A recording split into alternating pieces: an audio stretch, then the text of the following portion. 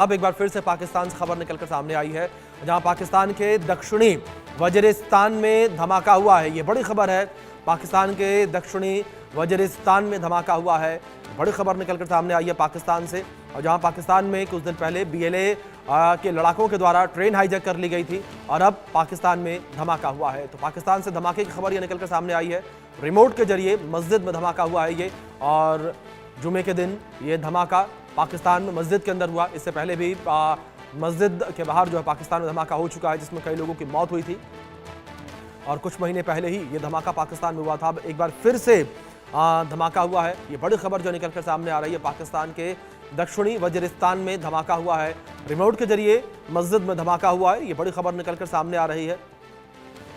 तो पाकिस्तान जो है वो अपने ही पाले हुए आतंक के चंगुल में फंसता चला जा रहा है, और जो पाकिस्तान में पनपे पले बढ़े आतंकी हैं, वो अब अपने ही देश में आतंक फैला रहे हैं। और पाकिस्तान जो है आतंक की वानगी देख रहा है, किस तरीके से आतंकियों को उसने पनाह दी, आतंकियों को उसने पाला। अब वही आतंकी पाकिस्तान में हमला कर रहे हैं। पाकिस्तान के दक्षिणी वजीरिस्तान में ये धमाका हुआ है। रिमोट के माध्यम से धमाका किया गया, और मस्जिद के अंदर ये धमाका हुआ है। तो मस्जिद में पाकिस्तान के द्वारा धमाका किया गया। ये पाकिस्तान के दक्षिणी वजीरिस्तान में धमाका हुआ है। ये बड़ी खबर निकलकर सामने आई है। रिमोट के जरिए मस्जिद में धमाका किया गया। तो पाकिस्तान के दक्षिणी वजीरिस्तान में धमाके की खबर निकलकर सामने आई है। रिमोट के जरिए मस्जिद में धमाका किया गया है। पाकिस्तान के दक्षिणी वजीरिस्तान से धमाके की खबर यह निकलकर सामने आ रही है। रिमोट के जरिए मस्जिद में धमाका हुआ है। पाकिस्तान के दक्षिणी वजीरिस्तान में धमाका हुआ। ये बड़ी खबर। रिमोट के जरिए मस्जिद में धमाका किया गया है, और पाकिस्तान ने जिस तरीके से आतंक को अपने देश में पनाह दी। इस बीच हमारे वरिष्ठ सहयोगी रोहित पुनेठा जुड़े हैं, सीधे उनका रुख करेंगे। और रोहित जी, सीधे मैं आपका रुख करूंगा। और जिस तरीके से पाकिस्तान के दक्षिणी वजीरिस्तान में धमाका हुआ, ये माना जाए रोहित जी कि एक बार फिर से ये सामने आया कि पाकिस्तान ने जिस आतंक को पाला पोषा, अब वही आतंक जो है वो पाकिस्तान में धमाके कर रहा है, आतंक फैला रहा है। बिल्कुल, देखिए एग्जैक्टली यही बात है अभिषेक। और ये अभी ये एक धमाका नहीं है। अभी अगर पिछले में 4-5-10 दिन के पीछे अगर जाऊंगा तो ट्रेल है पूरी इस तरह के धमाकों की। लेकिन इस धमाके के बारे में जो अभी तक जानकारी मिल रही है, इसमें अब्दुल नदीम नाम के एक नेता, जो कि लोकल नेता हैं जमात के, वो इस धमाके के निशाने पर थे। और जिस वक्त ये विस्फोट किया गया, वो अपने परिवार के साथ मस्जिद में जो इबादत करने के लिए आए हुए थे। आज जुमा है, जुमे के दिन नमाज से एक अपनी इंपॉर्टेंस होती है, तो वो मस्जिद में आए हुए थे नमाज अदा करने के लिए। उसी दौरान अचानक से विस्फोट किया गया।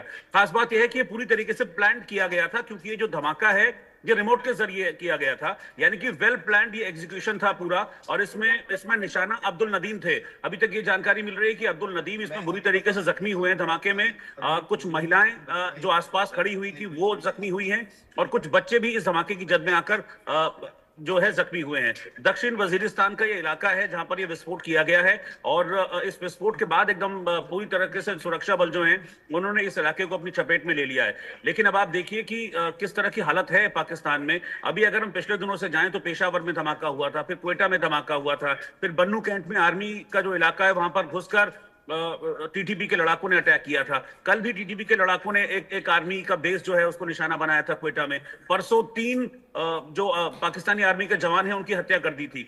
तो इस तरह की चीजें लगातार पाकिस्तान में होती जा रही हैं, और आज के दिन ये धमाका हुआ है। और इस धमाके में अभी तक हालांकि किसी के मारे जाने की पुष्टि नहीं है, लेकिन फिर भी एक बड़ा धमाका है, और रिमोट के जरिए धमाका किया गया। तो ये माना जा रहा है कि हो सकता है कि इसमें IED का इस्तेमाल भी किया गया, क्योंकि रिमोट के जरिए इस तरह का कोई नॉर्मल धमाका नहीं किया जा सकता। इसमें यह माना जा रहा है कि IED का इसमें इस्तेमाल किया गया है। अब IED अगर इतना इजीली अवेलेबल वहां पर हो जा रहा है, तो आप देखिए अपने आप में कई तरह के सवाल वहां पर खड़े हो रहे हैं। तो पाकिस्तान इस वक्त आप समझ लीजिए कि गहरी मुसीबत में है। एक वक्त था जब पाकिस्तान को चेताया जाता था कि आतंक को खाद पानी मत दो, लेकिन वहां पर आप देखिए कि कैसे आतंक के आका खुलेआम घूमते थे। हालांकि अभी पिछले दिनों FATF की ग्रे लिस्ट से पाकिस्तान बाहर हुआ है, लेकिन अगर इस तरह की घटनाएं वहां पर बढ़ेंगी तो एक बार फिर से खतरा पाकिस्तान के ऊपर मंडराने लगेगा कि उसको वापस हो सकता है बैन कर दिया जाए। और अगर FATF की ग्रे लिस्ट में पाकिस्तान वापस आता है तो फिर उसको कर्ज मिलना बंद हो जाएगा। तो इस वक्त बहुत मुश्किल हालात हैं पाकिस्तान में। और पिछले 10-15 दिनों के अंदर अगर आप देखेंगे तो बहुत कई अलग अलग फ्रंट्स पर जो पाकिस्तान है वो आतंक की मार झेल रहा है। पाकिस्तान, आपको पता है कि बलूचिस्तान में संघर्ष चल रहा है, पूरी की पूरी ट्रेन को कैप्चर कर लिया गया था। उस पर पाकिस्तान दावा करता है कि हमने सबको छुड़ा लिया है, लेकिन बीएलए कहता है कि छुड़ा लिया तो तस्वीरें दिखाइए, किन लोगों को छुड़ाया आपने। बीएलए का दावा है कि अभी भी सारे बंधक वो हमारे पास हैं। फिर उसके बाद जो अटैक है वो बिल्कुल एक और जो अशांत उनका इलाका है खैबर पख्तूनख्वा, वहां पर इस तरह की घटनाएं होती हैं। और खास बात यह है कि इस चीज को लेकर जो मौलाना फजलुर रहमान हैं, उन्होंने पाकिस्तान की असेंबली में इस चीज को लेकर चेताया था कि इस तरह की चीजें हो रही हैं और आगे आने वाला वक्त बड़ा मुश्किल है। लेकिन उस वक्त किसी भी तरह का कोई रिएक्शन वहां पर नहीं किया हुआ था। और इतनी चेतावनी के बावजूद भी ना सरकार वहां पर जागी, ना सेना वहां पर जागी। उसके बाद बलूचिस्तान हमने देखा, फिर हम लगातार जो खैबर है, खैबर इलाके में इस तरह की चीजें देख ही रहे हैं।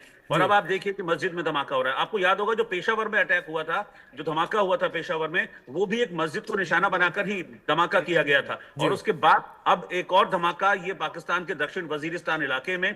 हालांकि इसमें अभी तक जो इंफॉर्मेशन है वो सिर्फ इतनी है कि एक लोकल लीडर, जो जमात का लीडर है, वो इस धमाके के निशाने पर था, उसको पॉइंट आउट करते हुए धमाका किया गया था। लेकिन अभी तक इसे मारे जाने की जानकारी नहीं है। लेकिन हाँ, अब्दुल नाम के जो ये पाकिस्तानी लीडर है, ये इस वक्त गंभीर हालत में है और इस धमाके से काफी नुकसान इस इलाके में भी पहुंचा है। और अब्दुल नदीम जो शख्स है वो काफी गंभीर रूप से घायल बताया जा रहा है। और भी 4-5 लोग हैं जो इस धमाके में घायल हुए हैं। जी अभिषेक, रोहित जी, जिस तरीके से आपने जिक्र किया पैटर्न का, मैं इस पैटर्न को आपसे समझना चाहूंगा। क्या जिस तरीके से ये सिलसिलेवार तरीके से धमाके लगातार हो रहे हैं, क्या कोई संदेश देने का प्रयास यहाँ पर आतंकियों के द्वारा किया जा रहा है पाकिस्तान के हुक्मरानों को?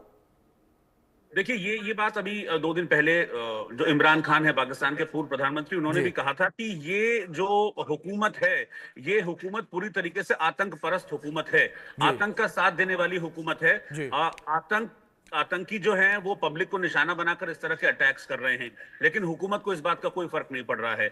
और इसी बात को लेकर उन्होंने सियासत पर भी और सेना पर, दोनों पर इमरान खान ने निशाना साधा था।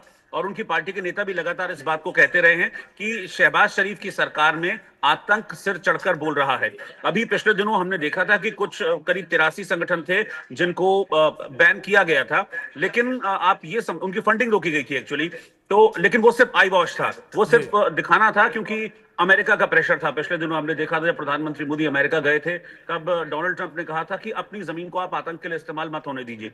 तो वो एक सिर्फ प्रेशर था और एक आई वॉश की तरह उन्होंने उनकी जो फंडिंग थी वो बंद कर दी थी। लेकिन असल में जो जड़ है पाकिस्तान की, उस जड़ में ही आतंक है, जिसका खामियाजा पाकिस्तान को भुगतना पड़ रहा है। देखिए, सियासतदानों को तो कुछ नहीं होगा, लंबी चौड़ी सिक्योरिटी में चलते हैं। सेना आईएसआई को फंडिंग करती है, आईएसआई इस तरह के आतंक की सारी प्लानिंग करती है। लेकिन ये जो आतंक है वो पाकिस्तान को धीरे धीरे अंदर से खोखला कर रहा है। पाकिस्तान की आम आवाम परेशान है इस तरह के आतंकी अटैक से। लगातार इस तरह के आतंकी हमले हो रहे हैं। अब इसमें क्या हुआ, इस मस्जिद में जो धमाका हुआ उसमें एक शख्स अब्दुल नदीम जो निशाना थे वो तो चपेट में आए हैं, लेकिन आसपास जो लोग मौजूद थे वो भी चपेट में आए हैं। तो एक बात तो बहुत क्लियर है कि पाकिस्तान की आवाम भी इस आतंक से परेशान है। लेकिन आतंक का आका है पाकिस्तान, उनको कोई फर्क नहीं पड़ता है। सियासतदान अंदर बैठ के तमाम तरीके की प्लानिंग्स करते हैं, अंदर खाने फंडिंग्स भी देते हैं। अगर आप बैन कर रहे हैं इस तरह के आतंकियों को, जिसका आप बात कर रहे हैं कि हमने फंडिंग रोक दी, हमने फला कर दिया, तो इस तरह के चीजें करने के लिए पैसा कहां से आता है? ये आईडी कोई ऐसा तो है नहीं कि 2-4-10 रुपए में मिलता है। उसके लिए पैसा कहां से आता है आतंकियों के पास? बड़े बड़े हथियार उनके पास होते हैं, उसके लिए फंडिंग कहां से आती है?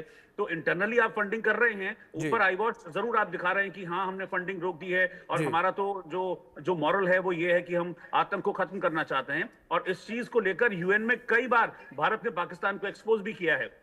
अभी आपको याद होगा पिछले दिनों यूएन में जो क्षितिज त्यागी हैं, भारत के जो डिप्लोमेट हैं, उन्होंने भी पाकिस्तान को आतंक पर घेरा था। और जो हमारे विदेश मंत्री हैं एस जयशंकर, उन्होंने भी कहा था कि पीओके में किस तरह से आतंक की फैक्ट्री चलती है, पीओके में बड़े बड़े आतंक के ट्रेनिंग